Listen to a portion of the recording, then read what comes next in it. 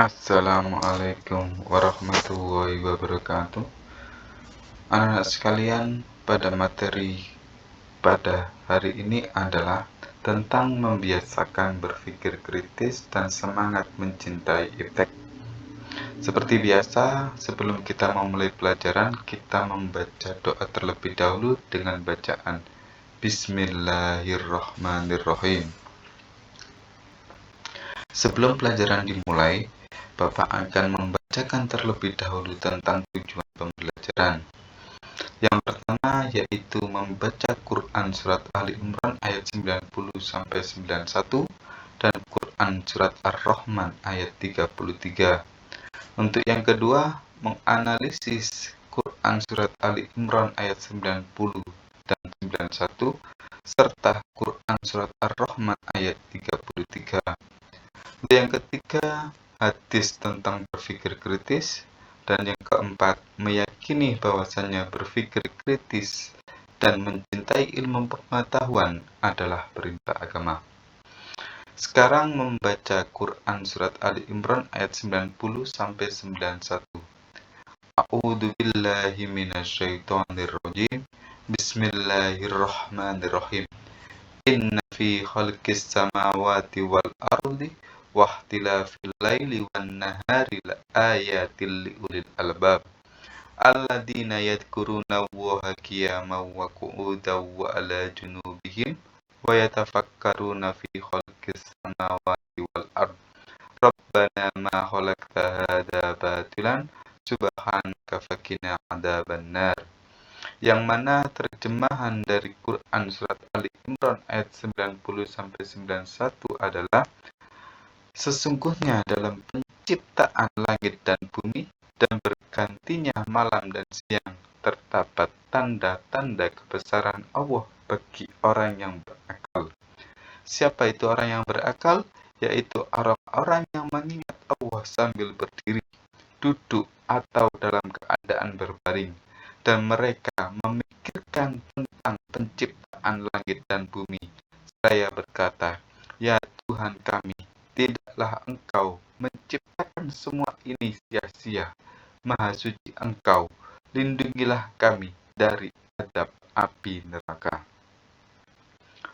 Untuk selanjutnya, asbabun nuzul pada Quran Surat Ali Imran adalah diriwayatkan dari Siti Aisyah radhiyallahu anha bahwasannya Rasulullah Shallallahu alaihi wasallam bersabda, "Ya Aisyah, saya malam ini ingin beribadah kepada Allah." Dijawab oleh Aisyah, "Sungguh saya senang berada di sampingmu, saya tidak keberatan." Maka bangunlah Rasulullah, mengambil air wudhu, lalu sholat yang sangat lama sekali. Beliau menangis sambil membasahi pakaiannya, disebabkan sangat dalamnya merenungkan isi kandungan Al-Quran yang dibaca. Hal ini dilakukan berkali-kali sampai menjelang waktu adzan subuh. Saat Bilal hadir, masih melihat kondisi Nabi yang menangis. Lalu Bilal bertanya, "Wahai Rasulullah, kenapa Anda masih menangis? Bukankah Allah Subhanahu wa Ta'ala sudah mengampuni semua dosa engkau, baik terdahulu maupun yang akan datang?" Lalu dijawab oleh Nabi, "Tidak pantaskah saya ini menjadi hamba Allah yang bersyukur?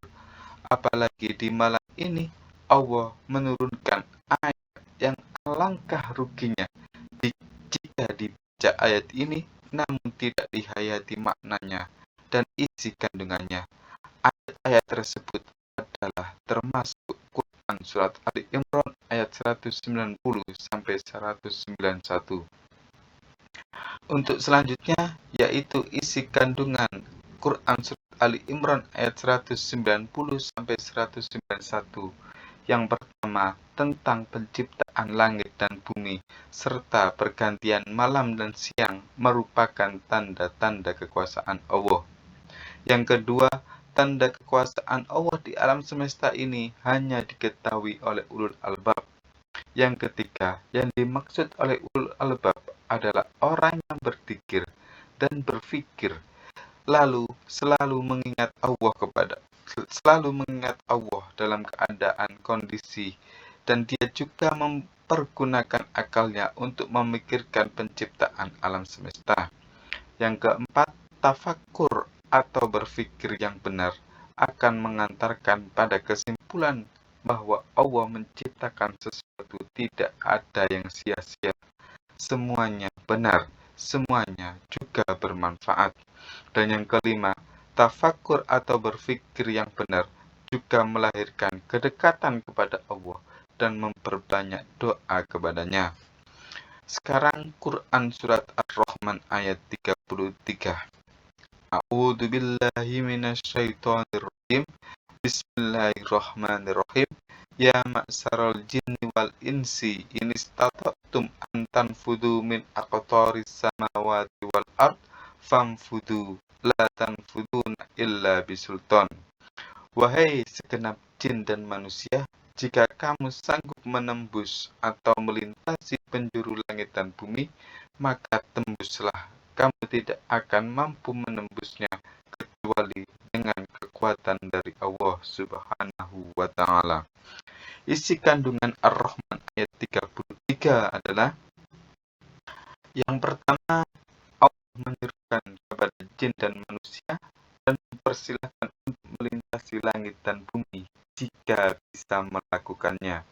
Yang kedua, di dunia ini jin dan manusia tidak bisa lari dari takdir Allah dan tidak bisa lari dari kekuasaannya.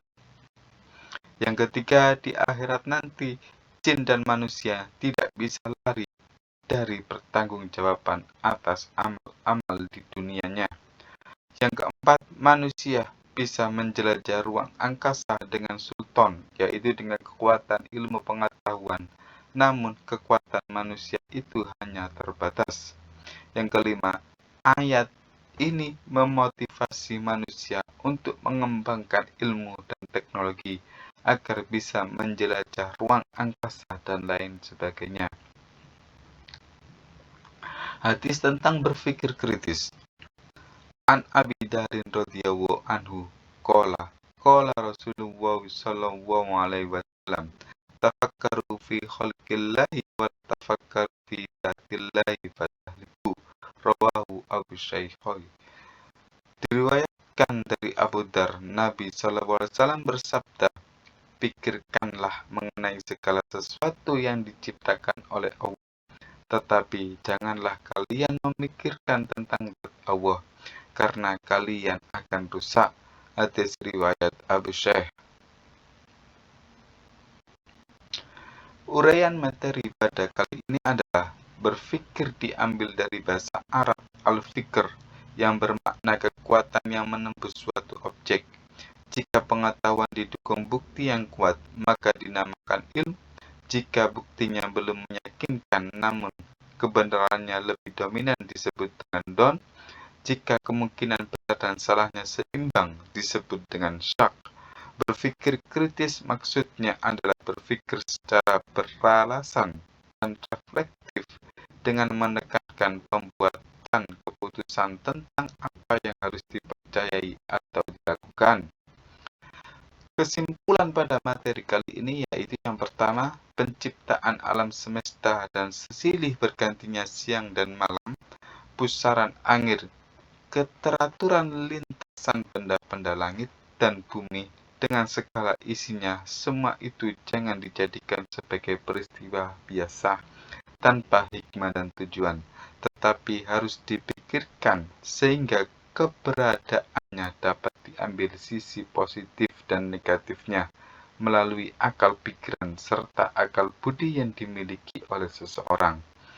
Yang B, kecanggihan ilmu pengetahuan dan teknologi harus semakin menumbuhkan kedekatan takarub kepada Allah. Yang C, berpikir menjadi ciri khas manusia. Disebabkan kemampuan berpikir, manusia menjadi makhluk yang dimuliakan oleh Allah. Yang D, peran sebagai khalifah diamanahkan kepada manusia. Karena faktor berpikir juga.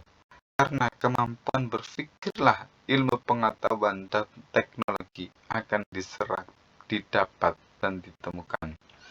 Cukup sekian anak-anak materi pada kali ini. Mari kita berdoa. Terima kasih. Assalamualaikum warahmatullahi wabarakatuh.